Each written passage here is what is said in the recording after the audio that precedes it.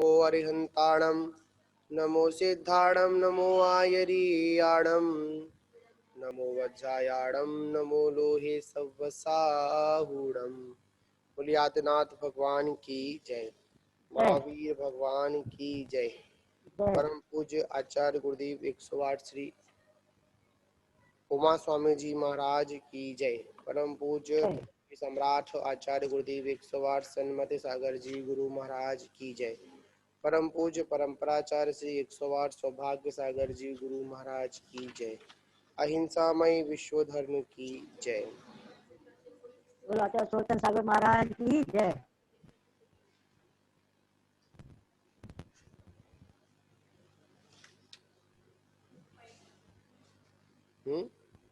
251 मध्याह्न काल की बेला में नहीं है कब हुआ? हम सभी लोग प्रतिदिन की बाती आज फिर पुनः यहाँ पर स्वाध्याय के लिए माँ जिनवाणी की वाचना के लिए सभी लोग उपस्थित हुए हैं, जिसमें आज हम लोग अपने विषय को और आगे गति प्रदान करते हैं, जिसमें आचार्य प्रवर 5 पापों के बचने के लिए और उन 5 पापों से मुक्त होने के उपायों को हम लोगों को बतला रहे थे और 5 जो 5 व्रत हैं उन व्रतों की 5 भावनाओं का भी यहाँ पर वर्णन किया।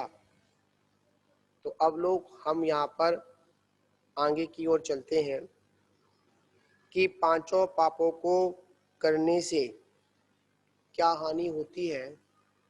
तो आचार्य कहते हैं इस लोक में भी हानि होती है और परलोक में भी क्या होती है, हानि होती है। इस लोक में भी हमको लोग को निंद समझते हैं, निंदा आदि करते हैं, और अगली पर्यायों में भी परलोक में भी हमको क्या होता है, अनेक प्रकार की वेदना ताड़ना आदि को भी वर्तमान में सहन करना पड़ता है और आगे की पर्यायों में क्या होता है, हमको दुख ही मिलता है। क्या मिलता है?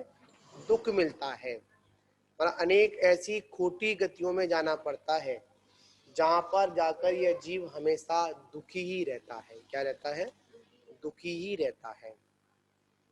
तो अब आगे उन 5 पापों का और आगे विषय यहाँ पर विस्तार से बताने का आचार्य भगवान प्रयास कर रहे हैं।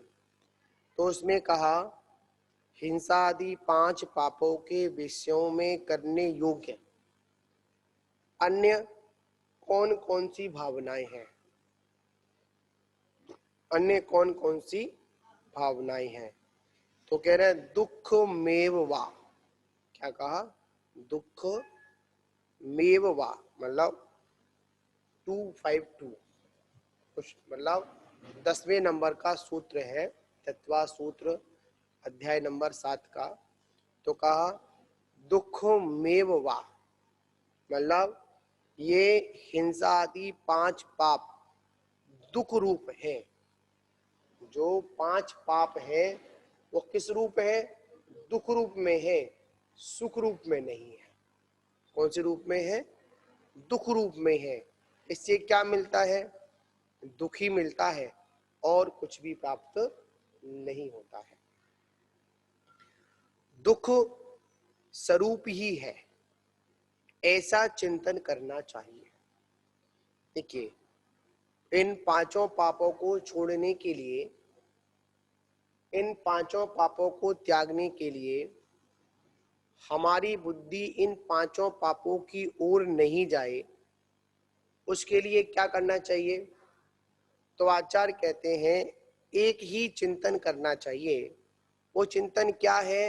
ये 5 पाप जो है वो दुख रूप है। किस रूप है? दुख रूप है। इन 5 पापों से हमको स्वप्न में भी सुख नहीं मिल सकता। ना हिंसा करने वाला सुखी है।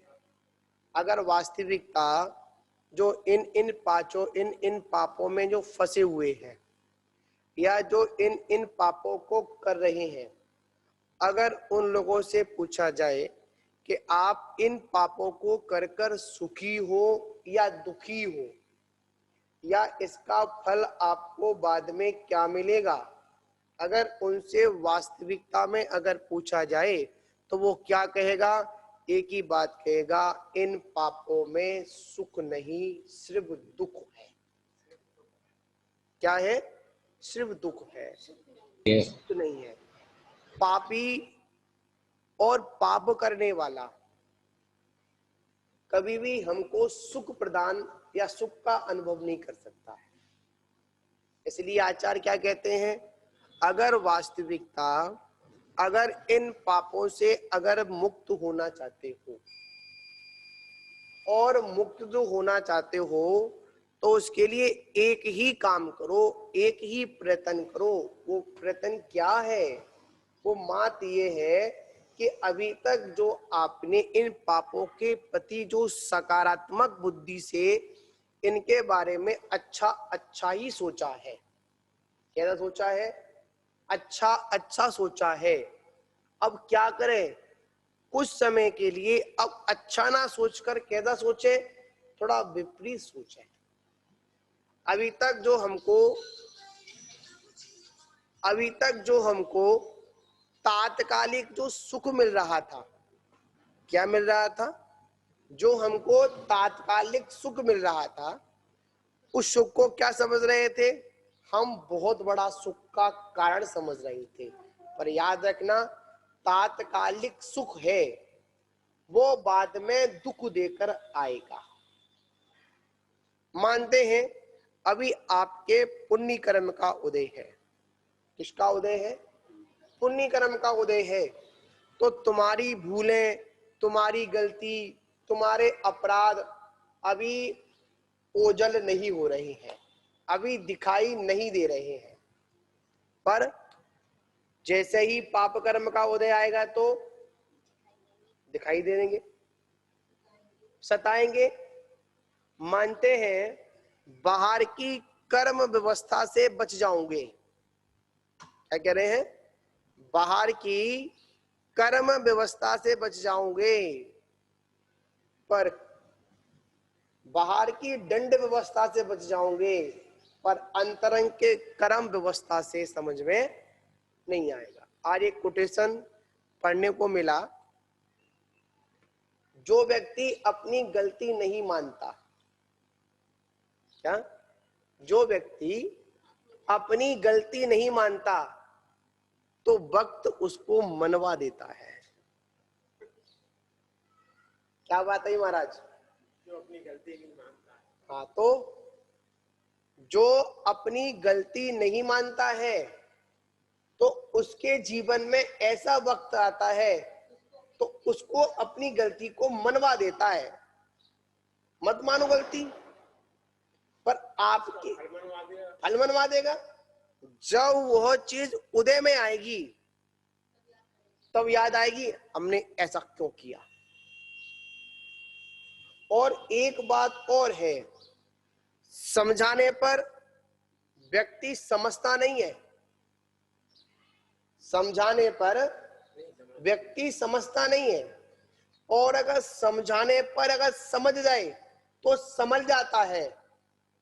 समझाने पर अगर समझ जाए तो समझ जाता है, और अगर समझाने पर ना समझे तो कर्म के जो डंडे हैं, वक्त की जो मार है, वो सबक सिखा देती है ना। फिर तो वहां पर ना समझने का समय है और ना समझने का समय है, वहां तो मात कर्म फल चेतना का समय है। इसका समय है कर्म फल चेतना का समय है। आज हमको सौभाग्य से कर्म चेतना का ज्ञान तो है। कर्म चेतना, कर्म फल चेतना, चेतना का ज्ञान, चेतना का आज हमारे पास में ज्ञान चेतना को प्राप्त करने का मौका तो है। पर अभी तो मौका है, समझ जाओ, और आगे फिर कभी ऐसा सुनहरा मौका मिले या ना मिले इसकी कोई गारंटी नहीं है। रे फर मुसाफिर निकलना पड़ेगा, एक काया का घर एक दिन खाली करना पड़ेगा। हे मन, रे मन मुसाफिर निकलना पड़ेगा, इस काया का घर एक दिन खाली करना पड़ेगा। पर क्या करें, जानते तो हैं, मानते नहीं हैं। तो ये दुख हैं वो क्या देने वाले हैं? कर्म का जब फल आएगा, किसका फल आएगा? उन पांचों पापों का जब फल आएगा तो क्या निकलेगा? दुख रूप है, दुख रूप थे और दुख रूप ही रहेंगे। ये पाप कभी सुख रूप नहीं हो सकता है। क्या ये पाप है, ये कभी सुख रूप नहीं हो सकता है। क्या नहीं हो सकता? सुख रूप नहीं हो सकता। ये पाप क्या है? दुख, मतलब दुख में वाह। आचार्य क्या सूत्र दिया? ये पाप कैसे है? दुख में है, सुख में नहीं है। हमें पाप कितने होते हैं? कौन कौन से? हिंसा, झूठ, चोरी, कुशील और परिग्रह। कितने पाप होते हैं? 5 पाप होते हैं। इन पापों को कभी भी सुख रूप मत मानना। आदि क्या मत मानना? सुख रूप मत मानना। अगर आपने इन 5 पापों को सुख रूप मान लिया तो क्या करोगे? आप अपने साथ में बहुत बड़ा घाटा कर बैठोगे। और अभी तक हमने इन 5 पापों की आसक्ति में ही अपना ये महंगा जीवन निकाल दिया। हाँ, आसक्ति में। तो आचार्य कह रहे हैं कि हिंसा आदि 5 पाप दुख के ही कारण क्यों कहे गए? क्या कारण है? ऐसे क्या व्यवस्था है जिस कारण इनको दुख का ही कारण कहा गया? तो आचार्य कहते हैं हिंसादि 5 पापों से असाता वेदनी कर्म का आश्रव होता है। किसका आश्रव होता है?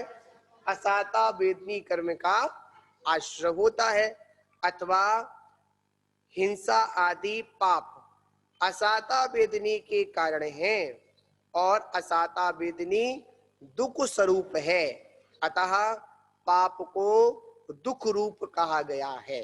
किसको? पाप को दुख रूप कहा। क्यों? जब हम 5 पापों को करेंगे तो किसका आश्रव होगा? असाता वेदनी कर्म का आश्रव होगा। इसका आश्रव होगा, असाता वेदनी कर्म का आश्रव होगा। और जो असाता वेदनी कर्म का आश्रव हो, जो असाता वेदनी कर्म है वह किसका कारण है? सुख का कारण है या दुख का कारण है? हैं? दुख का कारण है। किसका कारण है? दुख का कारण है। तो दुख के कारण को दुखी तो कहेंगे, सुख थोड़ी कहेंगे अपन। कोई अगर जबरदस्ती हम पे कोई कहलवाए कि आपको तो सुख में कहना पड़ेगा, नहीं। क्यों कह देंगे? हम मानते हैं, शब्दों में कह देंगे, पर यथार्थ में दुख दुख रहेगा और सुख सुख रहेगा। आप बताओ, आप सुखी या दुखी? दुखी। क्यों दुखी? अब तो इनको छोड़ देते हैं, ये निकल जाते हैं तो शांति है, और नहीं तो दुख। अच्छा, अच्छा, वे होते क्यों हैं? तात्कालिक थोड़ी उनसे अपनी इच्छाओं की पूर्ति हो जाती है। हाँ, उससे अपन सुख मान लेते हैं। सुख नहीं है वो। सुख नहीं है, सुख आभास। जैसे कोई किसी व्यक्ति ने कुछ हमसे कहा, बड़े व्याकुल है, क्या करें क्या करें क्या करें? एक काम करें, एक थप्पड़ मार दो, सुखी हो गए। क्या एक थप्पड़ मारने सुखी हो गए क्या? या उसको डांटने से सुखी हो गए क्या? देख लूंगा तुझे। क्या करूंगा? देख लूंगा तुझे। अरे क्या देखेगा? देखा नहीं है क्या? अनादिकाल से देख रहे हो। आज की कहानी थोड़ी है, आज की कहानी थोड़ी है, देख लूंगा, क्या देख लेगा भाई? देखा नहीं है क्या? इंसान हूं, हट्टा कट्टा हूं, 5 फुट का हूं, देख ले। हाड़ हाड़ मांस का शरीर है और किसका शरीर है, क्या देखेगा वो इसमें? अच्छा ये बताओ, इस शरीर में ऐसा क्या है जो देखने के बाद सुख मिलता हो? नहीं मिथुन बाबू जी, हाँ गुरुदेव। यहाँ पर है कि ऐसा इस शरीर में क्या है हाँ जी। जिसको देखने के बाद में सुख की अनुभव होता हो? कोई चीज ऐसी है? कोई चीज ऐसी नहीं है जी, कुछ नहीं है इसमें। कुछ भी? इसमें सिर्फ एक है, हाँ रतन त्रय अगर उपजा ले, हाँ जी पेड़ लगा ले रतन त्रय का, बिल्कुल तो कामयाब है, नहीं और सब कुछ भी बेकार है। बिल्कुल सही। यहाँ पर एक विषय आया था भगवान का, जब वो जो शरीर होता है, जो वितराग मुद्रा होती है, जो नग्न अवस्था होती है, तो कहा जाता है जिनेंद्र भगवान की नग्न मुद्रा विरागता मतलब विकारता को पैदा करने वाली नहीं है। हाँ जी। मतलब उनका शरीर को देखने पर, उनके स्वरूप को देखने पर, निर्वस्त्र देखने पर क्या नहीं होती? विकारता उत्पन्न नहीं होती। क्यों नहीं होती? उनका वितराग स्वरूप है, नव मतलब एक बालक की तरह स्वरूप उनका है। और वैसे और कहीं पर देख लिया जाए, जो जहां पर हमारी दृष्टि में विकारता है, तो चाहे वस्त्र पहना हो चाहे नहीं पहना हो, फिर भी उसमें क्या दिखेगी? हमको विकारता ही दिखेगी। क्या दिखेगी? विकारता दिखेगी। इसलिए कहा जाता है ये पांचों जो पांच जो पाप हैं वो कभी सुख रूप नहीं हो सकते। क्या नहीं हो सकते? सुख रूप नहीं हो सकते, सुखमय नहीं हो सकते हैं। आचार्य गुरुभर्द स्वामी जी भी कहते हैं क्या? पापात दुखम धर्मस्य सुखम। किससे? पाप करने से क्या मिलता है? दुख मिलता है। और धर्म करने से क्या मिलता है? सुख मिलता है। याद रखना, पुण्य से सुख नहीं मिलता। बताओ स्वरूप सागर जी, पुण्य से सुख मिलता है या धर्म से सुख मिलता है? धर्म से। अगर हम यहाँ पर ये कह दें कि कोई पुण्य आत्मा है वो सुखी है, नहीं। जो पुण्य आत्मा है जिसके बाद पुण्य के प्रताप से उसको भौतिक आदि वस्तुएं मिल भी गई हैं, फिर भी वो क्या है? दुखी है, संक्लेशित है। किसके लिए? और मिल जाए। पुण्य वही सार्थक है जो हमको धर्म में स्थापित कर दे। क्या कहते हैं? पुण्य वही है जो हमको धर्म में स्थापित कर दे, और धर्म वही है जो हमको उत्तम सुख में स्थापित कर दे। क्या कहते हैं? बड़ी मार्मिक बात है। ऊपर क्या कह रहे हैं यहाँ पर? बड़ी मार्मिक बात यहाँ पर कह रहे हैं आचार्य। क्या कह रहे हैं? समझो कि पुण्य वही है, पुण्य वही सार्थक है जो हमको कहां पर स्थापित कर दे? धर्म में स्थापित कर दे। और धर्म वही है जो हमको उत्तम सुख में धर दे। उत्तम सुख में धर दे मतलब उत्तम सुख में हमको पहुंचा दे। वो क्या है? वो धर्म है। पर हम क्या करते हैं? पुण्य इकट्ठा करते हैं। तो आचार्य क्या कहते हैं? पापस्य दुखम और धर्मस्य सुखम। धर्म करने से सुख मिलता है। जितनी भी आत्माएं अगर सुखी हुई हैं या जितनी आत्माएं सुखी होंगी तो किसके बल पर होंगी? धर्म के बल पर होंगी। स्वरूप सागर जी, सुखी सुखी सुखी। ठीक हो धर्म के बल पे। हाँ, और कोई दूसरा रास्ता नहीं है जिसके माध्यम से हम सुखी हो जाएं। थोड़ा सा सुख मिलने पर क्या समझते हैं, बड़े सुखी हो गए। आचार्य कहते हैं हमको वास्तविकता में सुखी होना है तो क्या क्या करना पड़ेगा, धर्म की साधना करनी पड़ेगी। किसकी साधना करनी पड़ेगी, धर्म की साधना करनी पड़ेगी। पर हम क्या करते हैं, वो तो है भी, क्या कह रहे हैं, धर्म की साधना करनी पड़ेगी। बिना धर्म की साधना किए बिना हम कभी भी निर्वाण मतलब उत्तम सुख को प्राप्त नहीं कर सकते हैं। तो क्या कह रहे हैं कि जो 5 पाप आदि हैं वो कैसे है, असाता वेदनी कर्म का उनका आश्रय होता है। किससे होता है, 5 पापों से किसका होता है, असाता वेदनी कर्म का आश्रय होता है। किसका होता है, हाँ क्या कह रही हो, कर्म और नौ कर्म में क्या अंतर होता है, कर्म तो 8 होते हैं, कर्म और 9 कर्म में क्या अंतर है।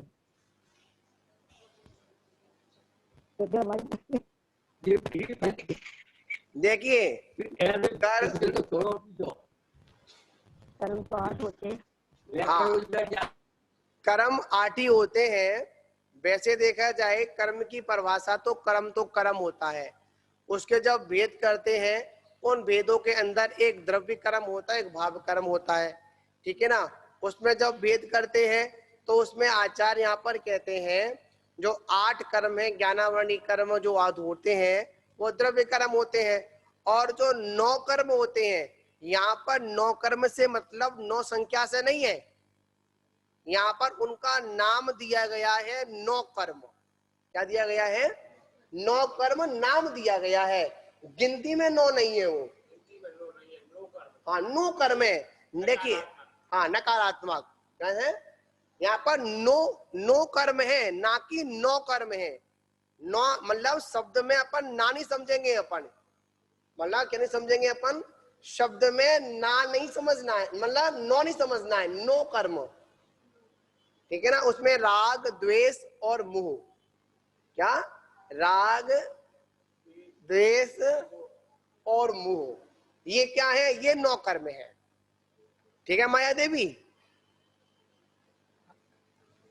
दोनों एक दूसरे की आवाज शेयर कर रहे हैं बैठे बैठे, आज दोनों बैठे हुए स्वाध्याय में, हाँ ठीक है ना। तो यहाँ पर और भी यहाँ पर आचार्य कह रहे हैं हिंसा करने वाले को हिंसा में आनंद है, झूठ बोलने वाला, चोरी करने वाला, परिग्रह का संचय करने वाला, ये सब आनंद का अनुभव करते हैं। किसका अनुभव करते हैं, आनंद का अनुभव करते हैं। फिर 5 पापों को दुख रूप ही है, ऐसा क्यों कहा।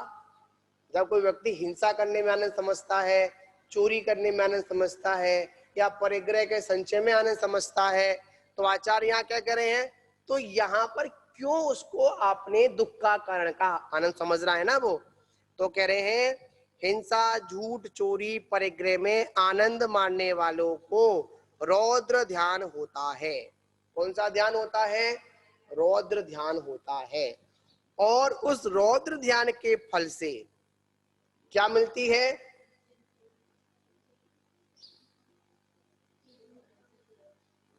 क्या कह रहे हैं, यहाँ पर कह रहे हैं रौद्र ध्यान से क्या होता है, नरक आयु का आश्रय होता है। किसका आश्रय होता है, नरक आयु का कारण होता है।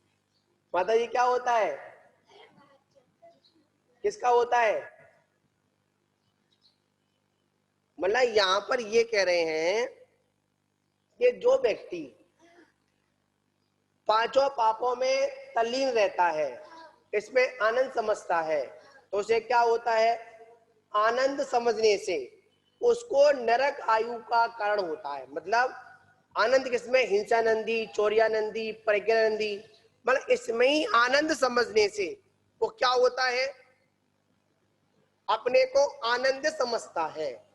जब वो अपने को आनंदित समझता है तो क्या होगा, उसको रौद्र ध्यान होगा।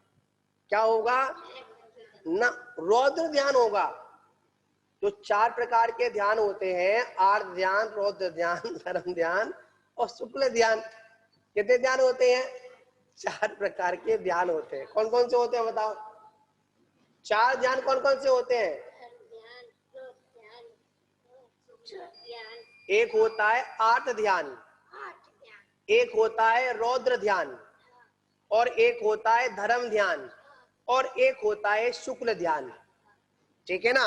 आर्त ध्यान में क्या आता है, मतलब अपनी वस्तु जाने पर, मिलने पर, उसकी प्राप्ति में या अधिक पीड़ा होने पर जो आत्मा, जो हम लोग व्याकुलित होते हैं, कैसे भी हो, कैन कैन प्रकारेण है, मुझे ये वस्तु मिल जाए, अगर खो गई तो दुखी। तो आचार्य क्या कहते हैं, हमको यहाँ पर आर्त ध्यान नहीं करना है। क्या नहीं करना है? आर्त ध्यान नहीं करना है। और रौद्र ध्यान क्या होता है? रौद्र ध्यान वो होता है इसमें क्या नहीं करना हमको, हिंसा करने में आनंद नहीं समझना, परिग्रह को संचय करने में आनंद नहीं समझना, झूठ बोलने में आनंदित नहीं होना। तो इससे क्या होता है? आर्त ध्यान होता है। और जो आर्त ध्यान है वो किसका कारण है? वो हमारा नरक आयु का कारण है। किसका कारण है महाराज? हाँ, रौद्र, रौद्र ध्यान। रौद्र ध्यान से क्या होता है? नरक आयु का कारण बनता है। इसलिए हमको रौद्र ध्यान नहीं करना है। मतलब रौद्र ध्यान नरक आयु बंध का कारण होने से पाप दुख रूप ही है। कैसा है? पाप में है और दुख में है। ऐसा कौन कह रहे हैं? ऐसे आचार्य भगवंत कह रहे हैं। इसके बाद कह रहे हैं कि हिंसा, मतलब हिंसा आदि पापों का दुख रूप ही कैसे कह सकते हैं? क्योंकि इनमें भी विषयों के सेवन में सुख उपलब्ध होता है। आपने को एकदम कैसे कह दिया, एक शंका कर दी आपने, कैसे इनको दुख रूप कह दिया? इनको सेवन करने पर क्या होता? सुख तो मिलता ही है ना, आनंद तो आता ही है ना। 5 पढ़ने पे, किसी को मारने में, किसी को पीटने में, झूठ बोलने में, चोरी करने में, परिग्रह का संचय करने में, अनेक अनेक प्रकार करते हैं तो क्या होता है? आनंद तो आता है ना कहीं ना कहीं। तो कह रहे हैं विषयों के सेवन में जो सुख मिलता है वो सुख नहीं, वो क्या होता है? सुखाभास होता है। सुखाभास मतलब कैसे? एक पल का सुख। कितने पल का सुख? एक पल का सुख, पर दुख कितना होता है? अब बताओ, जब तुम्हारे दांत थे माता जी, क्या थे? तुम्हारे दांत थे तो तुमने बहुत चबा चबा के खाया। अब दांत चले गए तो बताओ क्या हुआ है? इंद्रियों के विषयों में रसना इंद्रिय के कारण हमने स्वाद में मिर्ची तो खा ली। क्या खा ली स्वरूप सागर जी? मिर्ची खा ली। अब क्या हुआ पेट में? क्यों पड़ी? आनंद आया ना उसमें। क्या आया? आनंद आया ना। बस पल भर का सुखाभास हुआ। क्या हुआ? हंस गा रही है तुम? है फिरका? फिरका सटक गई।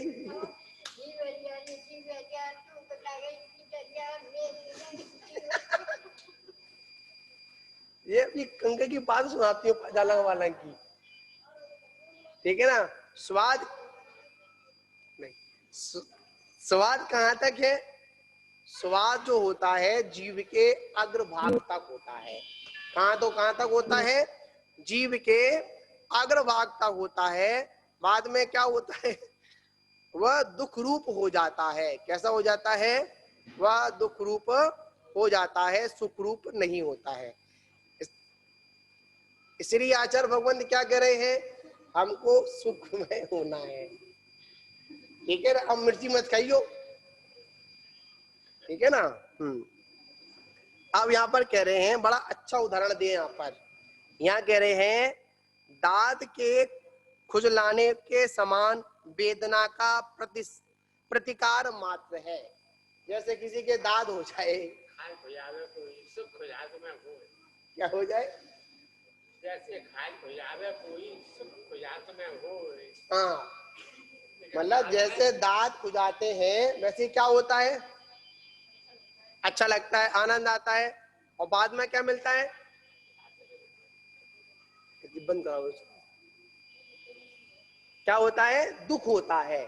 इसी बार कह रहे हैं, कहा भी है तद सुख तन सुख तत् सुखम यत्र ना सुखम, मतलब वो सुख है, क्या है, वह सुख है,